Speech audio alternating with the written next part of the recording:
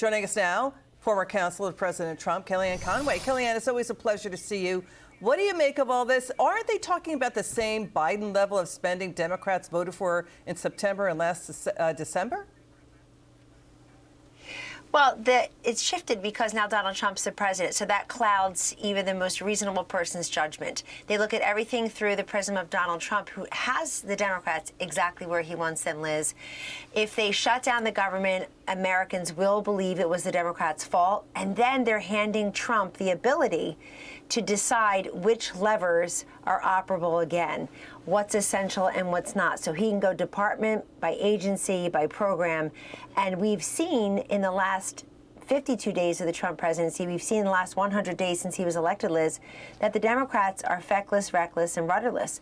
And this is not a good message for them either, because I believe that where some folks on Wall Street and some of our billionaires and certainly some of our Democratic legislators are exercising petulance, most Americans are willing to exercise patience. They believe at a macro level that President Trump will bring us to a better economy. Remember, Bidenomics was as unpopular as Biden himself. There was a reason for that, Liz. People felt like the Biden-Harris government, the Democrats, Chuck Schumer right there looking ridiculous with his avocado and his beer, looking completely ridiculous.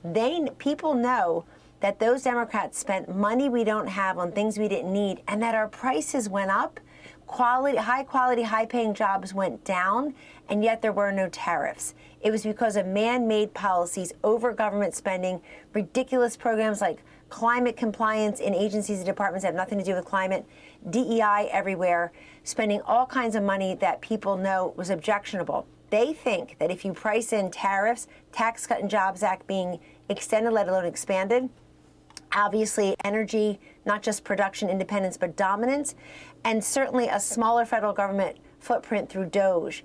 Most people recognize that over time, that economy will work more for people. I think Fetterman recognizes that. He said that this will be terrible for Americans. A shutdown would hurt the wrong people. You've got Fetterman in Pennsylvania, a state Donald Trump won. You've got Mark Kelly in Arizona, a state Donald Trump won by 6 points, saying the same thing. And he's saying they're saying it to the New York, California, Illinois set. Don't shut it down. Yeah, what you just outlined, we looked at the data. It's like the Reagan boom. Trump's trying to bring back the Reagan boom.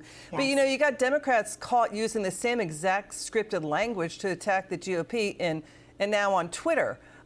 So when we get back to the tariff fight, right, because there's concerns about that there's making the markets wobbly, stocks are down again. Democrats are talking about the new Reuters Ipsos poll that they're saying that majority say the president's policies, makes them feel that they've been unsteady. What do you say to this? Oh, I say to that people are very worried about uncertainty all around, but not as connected necessarily with Washington or with President Trump's early nascent presidency. In fact, they're pretty certain about the way President Trump feels about everything. He's the most transparent, forward-facing president in modern times. They missed that, Liz. They had 4 years of the democratization of information from 2017 to 2021, where there'd be a truth social post or a tweet or something, and that's happening again. I think that the stock market is not the best barometer. Nancy Pelosi said it, Joe Biden said it, Donald Trump this week said he's looking at other indicators.